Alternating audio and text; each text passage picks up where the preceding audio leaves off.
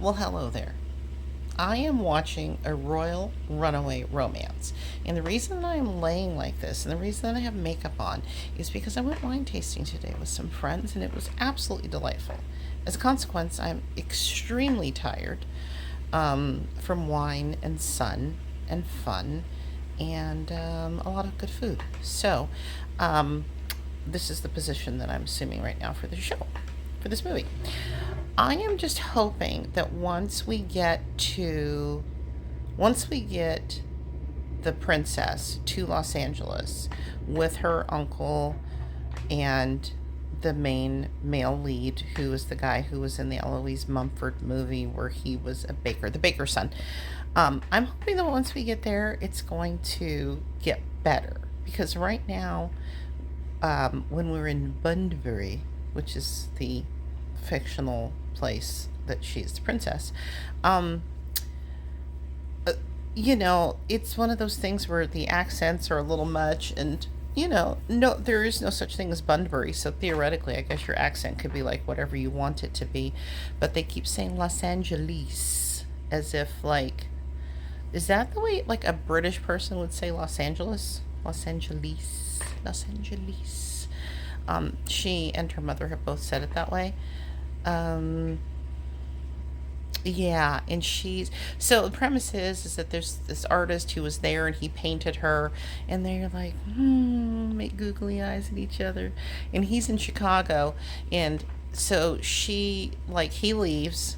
Like he's from Chicago, so he leaves Bunbury and goes back to Chicago, and so then she like calls her uncle. This is like 2 months later, and is like, "Isn't your birthday coming up? Maybe I should come visit you." And thinking like that, like you would just go to Los Angeles and then just like hop on over to Chicago, kind of thing.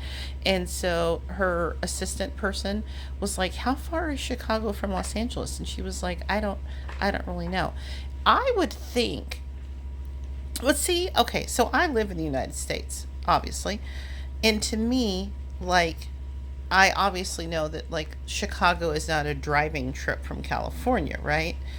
I would also think like if you lived in Bunbury, and especially if you were hot on this guy who lived in Chicago, and if you had this relative who lived in Los Angeles, like you already would have figured out that these places are like across the freaking country from each other, and you would have some idea about how big the United States is. Like if you were like not just she's not just an everyday person in Bunbury, she's like the princess of Bunbury.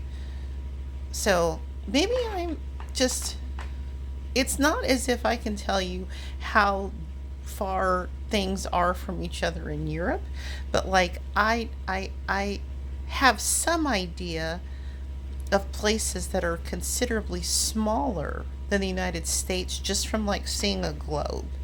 So I'm just a little bit confused by that. Anyway, I'm only 12 minutes in though, so we're gonna give this a chance and see what happens. Well, hello. I'm an hour and 25 minutes into this movie, and it's fine. And I think that's where I'm going to land with this. It's just that it's fine. And I think that if the male lead were played by somebody else, I would be having a harder time with this because I like him a lot. I like the uncle a lot. Um, I love that they brought up that it was a big deal for him to come out as gay, like when he did. Um, uh, the princess brought that up. I do love that the male lead is from Nebraska. That's where my parents are from. So they're on this, on this cross country trip and stuff. They've had a lot of nice moments and things, but it's like I don't find myself connecting to her or um, being all that interested in her and the guy that she does want to meet, this artist who painted her picture. Every time he shows up on a phone call, he seems like more and more of a turd. So, like, it's hard to believe that she made any kind of connection with him when he was there painting her picture because he just seems like not, I don't know, just like, bleh, like a bleh kind of person. So, anyway, I'm going to keep watching. But so far, it is not. They did stop at this little inn. I don't remember which I think that was in Colorado, and it had the lady in it um, who played Gloria Reuben's mom in that movie a couple of weeks ago.